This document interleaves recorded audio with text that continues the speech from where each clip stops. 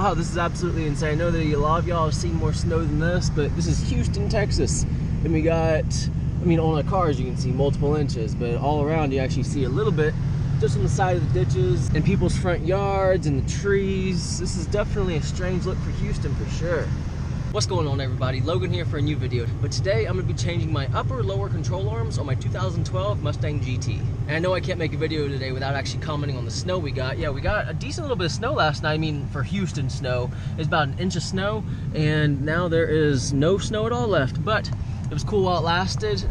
But I've seen some videos of up there in College Station, they got like 6 inches up there. I thought it was absolutely insane. And as far as the symptoms, as far as how I knew my control arms were going out, even now, when I accelerate, my rear end it feels like my rear end kind of kicks out a little bit, or it feels like my steering is kind of weird as far as like when I'm accelerating. And that's only because since my control arms are bad, when the load is taken off of them, it's almost like they're kind of free, but then because they're loose. And whenever I decelerate, whenever the load goes back onto them, it gets all kind of weird and squirrely. Like here's an example of it actually kind of messing up. Like here, I'll accelerate just a little bit. It feels like the car shifts a little bit. Then when I take off the accelerator, it feels just all kind of spongy. So that's one thing. For the last month and a half, I've known that something's been up for the last month and a half. I've taken it to 4 different shops. I asked a shop out there in Conroe what was wrong with it. They didn't see anything wrong. Felt all the suspension. They said everything was good. I took it to a alignment shop because I thought that maybe the alignment was off. They said it was good. Took it to two different automotive shops, two after that, and they said it was good. And then I finally paid a service pro out here in the Woodlands, and I paid him $60 for them to do a full suspension check and drivetrain check. And they called me about 2 hours later, found the problem, let me know, and here I am. Yeah, it's kind of crazy that I took my car to 4 different shops, and none of those 4 shops knew what was up. It was an alignment shop, oil change shop, and then 2 different just general mechanic shops pretty much. Man, this is a beauty of a Mustang right here. It's obviously a classic. Good paint job on it though. But as far as the cost, what it's going to cost me to fix it, that final shop I took it to, the service pro, they were saying how it was going to cost me like $1,100 to get my my upper lower control arms changed over there with a good brand. I think it was, actually no, it was just with the OEM parts, and that was going to cost me about $1,100. Well, I told them, that I'm a college kid, I'm working, I have to wait till next paycheck to do that because $1,100 is a lot of money. They said, okay, well, we'll let you know if we find any cheaper parts.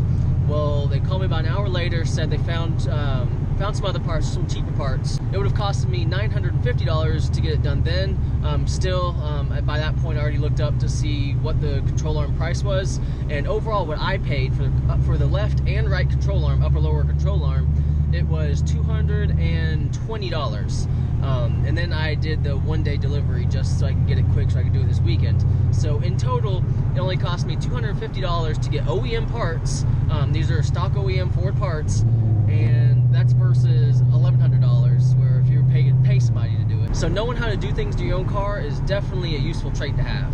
And I am home now, but before I did start, I did want to say one thing, and that is that this is, you're going to follow the same procedure, and you can use these same upper lower control arms on a V6 Mustang, the GT Mustang, the Boss 302, or the GT500. But that is one thing with the GT500 is that the ball joints, I believe it's the ball joints, those are upgraded. They're a little bit more stiffer on the GT500s, so you might not be able to do on the GT500s. Just do your own research as far as if this is still applicable to that too. But for the V6, Mustang GT, and Boss 302, I know it is. And as far as required tools, all I'm going to be using to actually do this is a mallet, rubber mallet, an 18mm ratchet, or the 18mm socket and ratchet, a 21mm wrench, a 18mm wrench, a 15mm wrench, and then some kind of wedge. And that's on top of the jack stands and the jack to actually jack up your car, and lug wrench, of course. As far as jacking up the car, what I always do is put my jack right over here, jack it up, and I always put my jack stand right about right here. Now with the car up in the air and on jacks, what I always do, just because I would way rather it fall when still the tires are on and everything versus falling on me when I'm working underneath it, I always just go ahead and do a shake test on all parts of the car just to make sure that I'm safe underneath the car. And good morning, guys. I know the last time you saw me I was headed to AutoZone to get a wrench I didn't have, but when I got home I started working on my car, just trying to loosen the bolts just so that it wouldn't be weird, me fighting with the bolts on video. But I actually did get the control arm put in, as you can see, but I wasn't done until about 8 o'clock last night. But the only reason why it took me so long, and here's the actual control arm here, it goes from here, connects down here, and then it connects right there. But the only reason that it took so long for me to do it is simply that little bolt right here. And as you can see, anyone can see, when you try to take this out, that bolt is a good, just about 6 inches. When you try to take it out, the steering component right here is going to get in the way. So what you have to do to kind of get around that is you have to turn your wheel all the way to the left. That was something I had to do. And then you have to detach your ball joint before you do it. So, detach the control arm from down here so that this rotor and everything is just freeing, is freely hanging here. And then you gotta push it all the way over here, and then you can barely kind of get that bolt out. I was fighting for like 30 minutes trying to get it out. That's the way I was able to do it.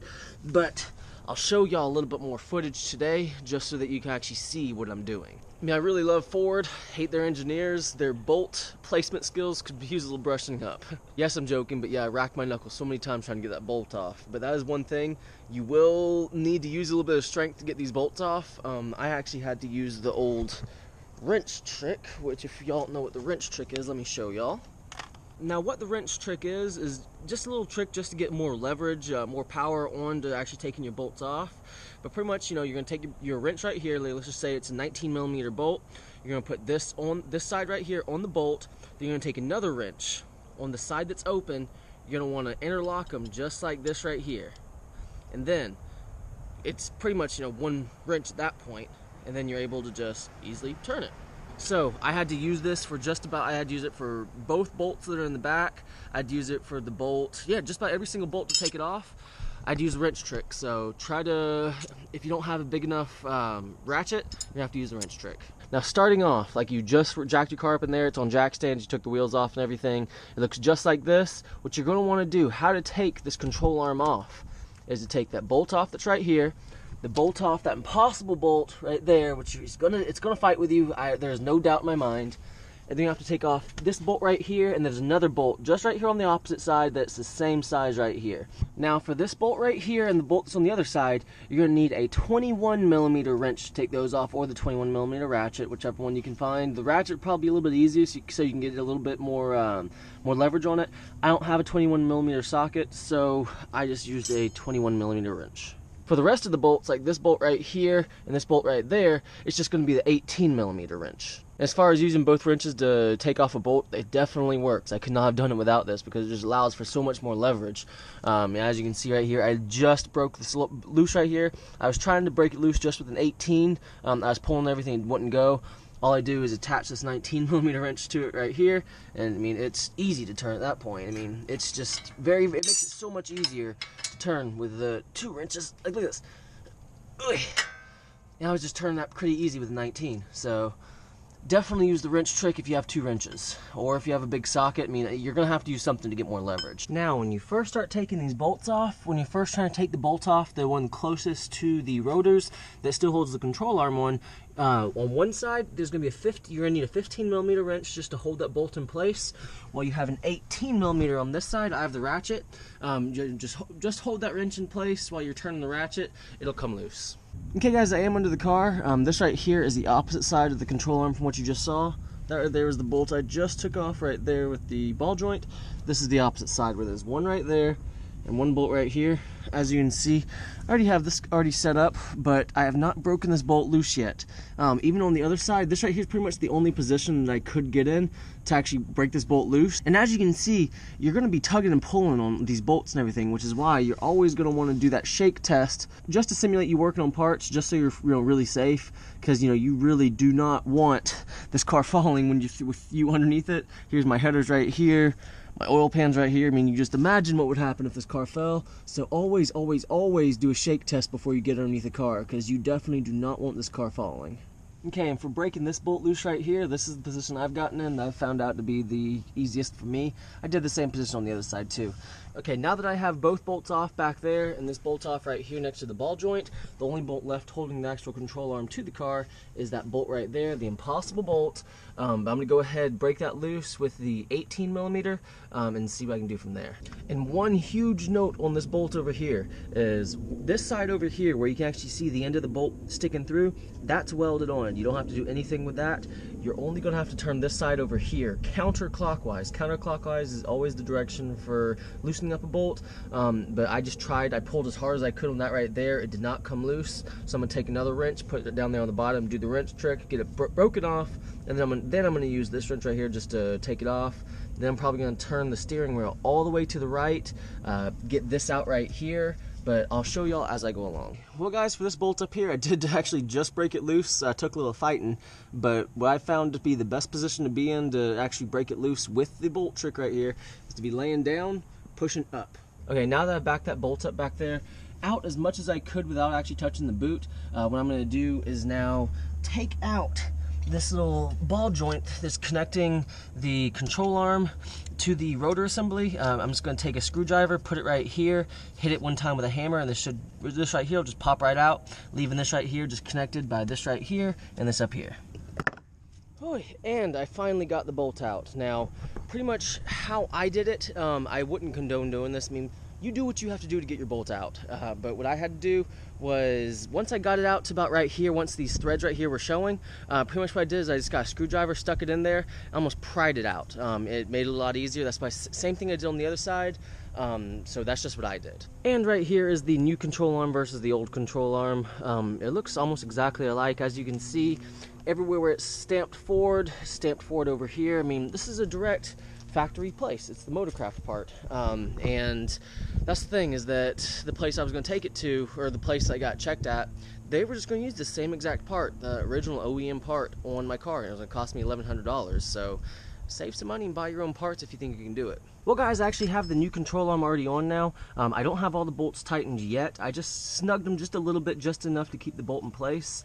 I have not moved this part up right here, the ball joint. That's gonna be the next part. And how you actually do that is pretty much you just push down this control arm just a little bit. Can't even do it with one arm. And then you just push this part of the control arm down, just enough to allow the ball joint to fit in right there. Well guys, and just like that, I finished the installation. I just tightened everything up, and it's driving actually really good now. As I'm going over bumps, all those little noises that I would hear, you know, some kind of clacking going on, those are definitely gone. So I saved myself, shoot, over $700 and got a new better ride. But guys, I really do hope this video was helpful as far as helping y'all install y'all's upper lower control arms. If you did enjoy this video, please like it and please subscribe. And as always, have a great day.